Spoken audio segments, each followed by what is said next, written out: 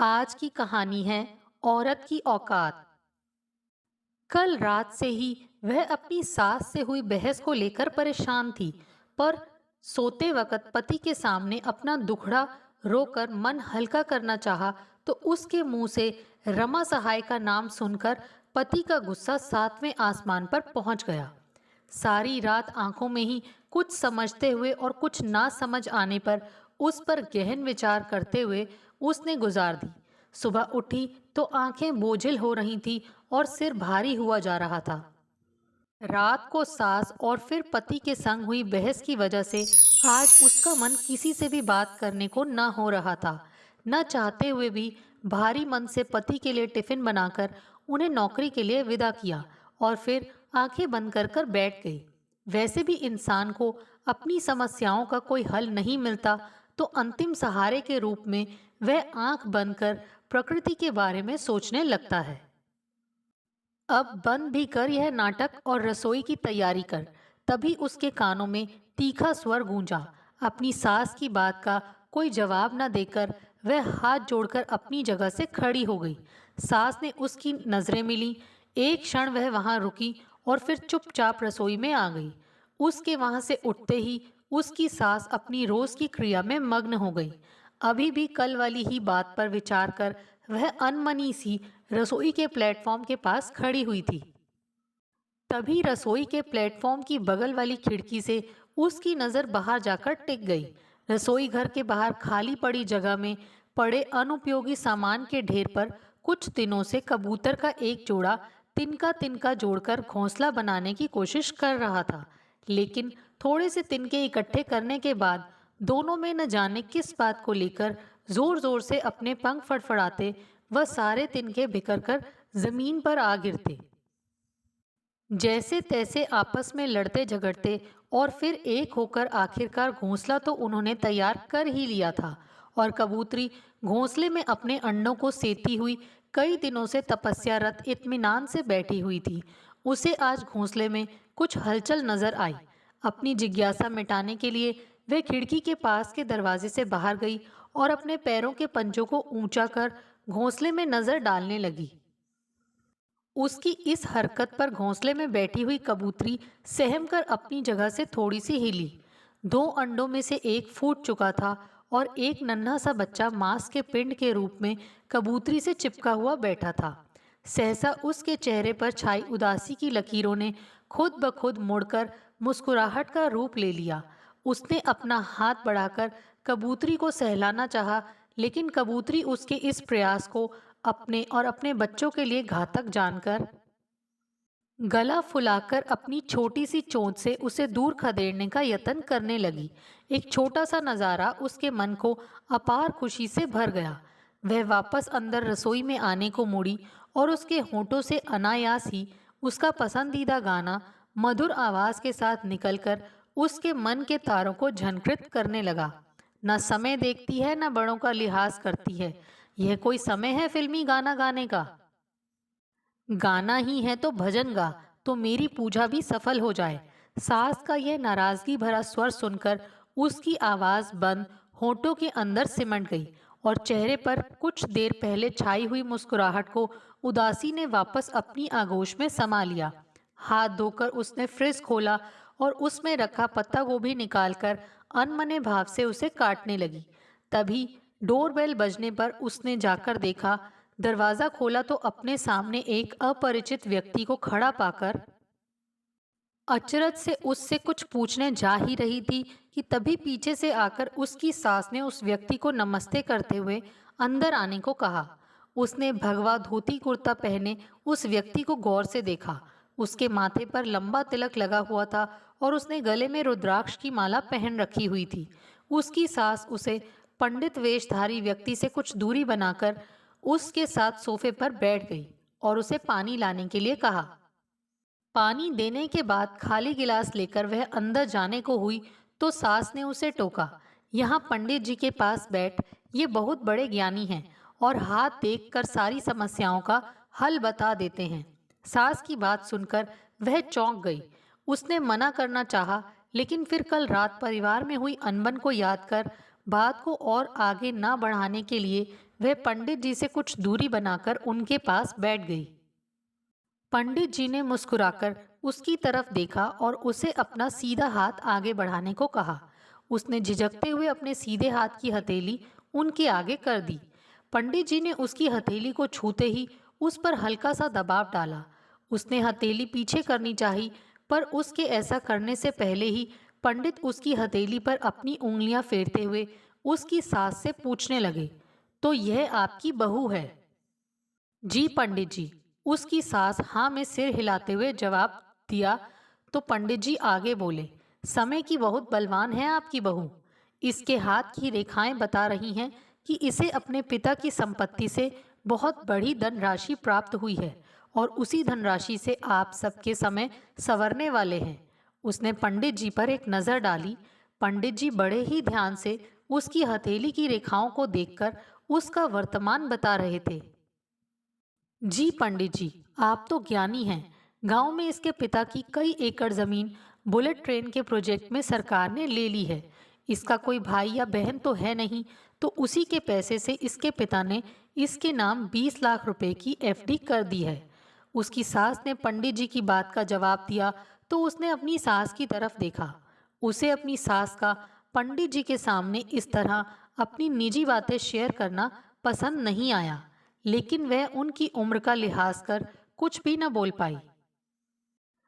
तभी पंडित जी ने कहा, यह अपने पिता की इकलौती संतान है। इसी से इसके हाथ की रेखाएं बता रही हैं कि भविष्य में इसे अपने पिता से और भी बड़ी रकम मिलने की उम्मीद है। पंडित जी की बात सुनकर उसकी सास के चेहरे पर मुस्कान तैर गई और वह खुश होते हुए बोली, यह तो बड़ी अच्छी बात बताई पंडित जी आपने, लेकिन अब मैंने जो समस्या आपसे कही थी उसका समाधान भी तो बताइए। समाधान तो एक ही है। उन पैसों को मिलाकर जो घर आपका बेटा ले रहा है वह आपके बेटे की राशि और ग्रहों को देखते हुए आपके नाम ही होना चाहिए। अगर वह घर आपके बेटे के नाम हुआ तो उसे भविष्य में बहुत ज़्यादा ही आर्थिक नुकसान होगा। यह सब साफ साफ मैं आपकी बहू के हाथ की लकीरों में देख पा रहा हूँ। पंडित जी की कही यह बात उसके लिए असहनीय थी। वह नहीं चाहती थी कि घर के निजी मामलों में बाहर का कोई भी इंसान दखल अंदाजी करे। उसने पंडित जी की बात सुनकर एक झटके से अपनी हथेली उनकी पकड़ से छुड़ाई और गुस्से से बोली, यह हमारे घर का निजी मामला है और इसमें आपको कोई भी सलाह सूचना करने का कोई अधिकार नहीं है। मैं बिल्कुल भी विश्वास नहीं करती हाथ की लकीरों पर। अपनी बहू का यह रवैया देखकर सास गुस्से से लाल हो गई और उसने उसे डांटते हुए कहा, बहू माफी मांग पंडित जी से। मेरे कहने पर राकेश ने ही इनको घर आने का निमंत्रण दिया था। मैं माफी चाहती हूँ पंडित जी आपसे। आपसे मुझे कोई शिकायत नहीं है, लेकिन मेरे पिता से मिली संपत्ति पर सिर्फ मेरा अधिकार है और उसके बारे में कोई भी फैसला लेने का हक सिर्फ मेरा ही है। आप तो क्या, घर के किसी भी सदस्य को इस बारे में बहस करने का कोई अधिकार नहीं है। उसने बड़े ही तीखे मिजाज से पंडित जी की तरफ देखते हुए कहा और फिर गुस्से से अंदर रसोई में आकर वापस अपना काम करने लग गई। उसकी सास को अपनी बहू का इस तरह पंडित जी का अपमान करना और उन्हें पंडित जी की निगाहों में नीचा दिखाना बिल्कुल भी पसंद न आया। पंडित जी के सामने तो वह उसे कुछ बोल न पाई, लेकिन कुछ देर पंडित जी से बातें कर उन्हें तगड़ी फीस देकर विदा करने के बाद वह खुद रसोई में आ गई। यह तूने ठीक नहीं किया बहू। पैसों की गर्मी से अपनी धाक जमाना बंद कर दे, वरना बहुत पछताना पड़ेगा। अपनी सास की धमकी भरी आवाज़ सुनकर उसने अपनी आंखों से बह रहे आंसुओं को पोंछते हुए जवाब दिया, अपने हक की बात ही तो कर रही हूँ, क्या बुरा कह दिया? मैंने जो नया मकान अपने नाम पर करवाने की बात कह दी, तो पैसा भी तो मेरा ही ज़्यादा लग रहा है उसे खरीदने में। राकेश तो केवल 10 लाख ही दे रहे हैं और वह भी लोन लेकर। हमारे खानदान में जमीन जायदाद पति के जीते जी औरत के नाम नहीं की जाती है। जिस पैसे की तू बात कर रही है उस पर तेरा पति होने के नाते राकेश का भी बराबर का हक है, तो एक तरह से वह पैसा भी राकेश का ही हुआ। सास ने सख्ताई से जवाब देते हुए उससे कहा, यह तो किसी कानून में नहीं लिखा है कि पत्नी की संपत्ति पर पति का हक बिना कोई कानूनी कार्रवाई के होता है। पर फिर भी मैं ऐसा नहीं कह रही हूँ कि मेरे पापा के दिए पैसों पर राकेश का कोई हक नहीं है। मैं बस नया मकान अपने नाम करवाना चाहती हूँ क्योंकि इसमें ज़्यादा पैसा मेरा लग रहा है। शादी से पहले नौकरी का जो पैसा जमा किया था वह भी तो राकेश ने निकलवाकर नया मकान लेने में डलवा दिया। इस तरह तो मेरे नाम कोई आर्थिक संबल रहेगा ही नहीं। उसने अपनी बातों से सास को समझाने का यत्न किया। उसकी बात सुनकर सास ने मुंह बिगाड़ते हुए कहा, उस रमा सहाय ने न जाने क्या पट्टी पढ़ा दी तुझे जो मुझे कानूनी धौंस देने चली है। तेरी वकील चाहे जो कुछ कहे, पर नया मकान तो तेरे नाम नहीं होगा बहू। ठीक है, आप अपने मन की कीजिए, मुझे जो ठीक लगेगा मैं वही करूंगी। उसने जवाब दिया और ज्यादा बहस में न पड़ते हुए चुपचाप सब्जी काटने लगी। शाम को राकेश के ऑफिस से आने तक सास बहू के बीच कोई भी बातचीत नहीं हुई, लेकिन उसने अपनी वकील रमा सहाय से फोन पर बात कर इस मामले में कानूनी सलाह लेकर मन ही मन एक फैसला ले लिया था। शाम को राकेश के आने पर चाय नाश्ता करते हुए नया मकान अपने नाम लेने के मुद्दे पर फिर उन तीनों के बीच बहस शुरू हो गई। आखिर तुम्हें मकान मेरे नाम पर लेने में परेशानी क्या है राकेश? उसने झुंझलाते हुए चाय का खाली कप टेबल पर रखते हुए राकेश से पूछा। बात परेशानी की नहीं है नेहा। आज तक हमारे खानदान में कभी भी पुरुष के रहते औरत के नाम पर जमीन जायदाद नहीं हुई है। यह परंपरा रही है हमारे खानदान की। पति के रहते पत्नी के नाम जमीन जायदाद करना शुभ नहीं माना जाता। राकेश ने साफ शब्दों में ना कहते हुए उसे जवाब दिया। शुभ अशुभ कुछ नहीं होता राकेश। समय की नजाकत को समझते हुए गलत परंपराएं और जिद छोड़ी जा सकती है राकेश। तुम्हारे और मम्मी जी के कहने पर शादी के बाद मैं अपनी जिद छोड़कर नौकरी छोड़ दी थी ना, तो कम से कम अब तुम भी थोड़ा झुको। पिछली बातें याद कर जवाब देते हुए उसकी आंखें गीली हो रही थी। बहू, खानदानी परंपरा तोड़ी नहीं जाती। बात अगर जिद छोड़ने की ही है तो झुकना तो तुझे ही चाहिए। पुरुष कभी औरत के आगे नहीं झुकता। उसकी बात सुनकर सास ने अपना मंतव्य रखा। देखो नेहा, तुम पिछले 10 दिनों में इस बात को लेकर घर का माहौल तंग बनाए हुए हो। कल रात से तो हद ही कर दी है तुमने। मेरे पूछे बिना तुमने उस वकील, क्या नाम था, हाँ विभा सहाय को अपने घर के मामले में डाला। तब मैंने कुछ नहीं कहा, लेकिन अब तो पानी सिर से ऊपर जा रहा है। मम्मी कह रही थी तुमने आज सुबह पंडित जी को भी भला बुरा कहकर उनकी हाजिरी में मम्मी की इंसल्ट की। अपनी औकात में रहना सीखो, वरना मुझे भी अपनी उंगली टेढ़ी करनी आती है। राकेश ने जला देने वाली नजर से उसकी तरफ देखा तो एक पल को वह सहम गई, लेकिन फिर अगले ही क्षण विभा सहाय की दी गई सलाह उसके जहन में तैर गई और वह पूरे आत्मविश्वास से बोलने लगी। ठीक है, मैं अपनी औकात में ही रहूंगी, लेकिन मेरी औकात क्या है यह मैं खुद तय करूंगी। तुम्हारे कहने का मतलब क्या है? धमकी दे रही हो या समझौता कर रही हो? राकेश ने उसका जवाब सुनकर शंका भरी नजर उस पर डाली। उसने अब एक ठंडी आह भरी और आगे कहा, जिंदगी में पैसा झगड़ा करवाता है, यह बात सुन रखी थी, लेकिन अब अनुभव भी कर ली है। पापा ने मुझे दिए गए पैसों को लेकर हमारे घर की सुख शांति भंग हो रही है, तो सोच रही हूँ उनका दिया सारा पैसा उन्हें वापस कर दूं। इससे घर में शांति तो बनी रहेगी।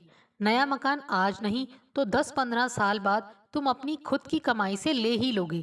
जैसे ही उसने अपनी बात पूरी की, राकेश का चेहरा सफेद पड़ गया। वह हड़बड़ाता हुआ बोला, तुम ऐसा हरगिज नहीं कर सकती। क्यों नहीं कर सकती? मैं यह फैसला ले सकूं, इतनी तो औकात है मेरी राकेश।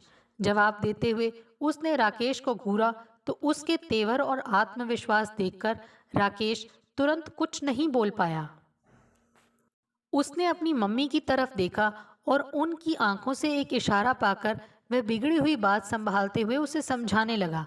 यह समय आवेश में आकर इस तरह का फैसला लेने का नहीं है। इस वक्त तुम गुस्से में हो, अपने परिवार का हित ध्यान में रखकर फिर से सोचो और हम फिर किसी दिन इस बारे में बात करेंगे। वह दिन कभी नहीं आएगा राकेश, मैं अच्छी तरह से समझ गई हूँ। मेरे नाम से संपत्ति कर देने से तुम खुद को इनसिक्योर या छोटा फील करोगे। इसी से तुम यह फैसला नहीं ले पा रहे हो, लेकिन मैं अपने फैसले पर अडिग हूँ। या तो मकान मेरे नाम से होगा या फिर मैं अपने पापा का सारा पैसा उन्हें लौटा दूंगी। तुम गलत समझ रही हो नेहा। बात खुद को छोटा फील करने वाली नहीं है। जब तक मैं हूँ तब तक संपत्ति वगैरह जैसे लफड़ों में तुम्हें नहीं पड़ना चाहिए।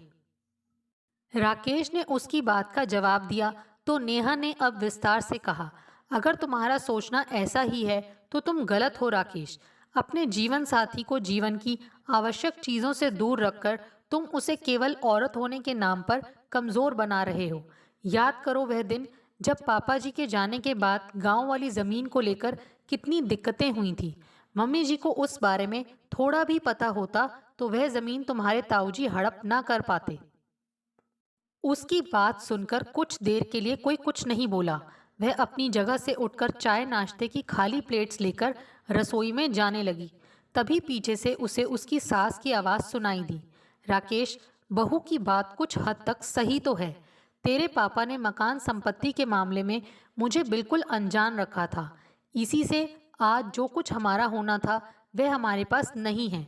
बहू को कम से कम अपने अधिकारों के बारे में तो पता है, और अपने अधिकार को लेकर अगर वह अपनों से भी लड़ रही है तो कुछ गलत नहीं कर रही है। लेकिन मम्मी, मकान उसके नाम।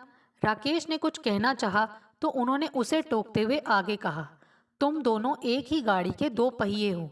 क्या फर्क पड़ता है अगर घर बहू के नाम भी हुआ तो? आखिर मकान को घर तो उसे ही बनाना है। अपनी मम्मी के फैसले पर सहमति जताते हुए राकेश आगे कुछ नहीं बोला। नेहा ने पीछे पलटकर उसे देखा तो उसकी तरफ देखकर वह मुस्कुरा दिया। दोस्तों, आपको हमारी ये कहानी कैसे लगी? प्लीज़ कमेंट्स करके बताइए। Thanks for watching this video.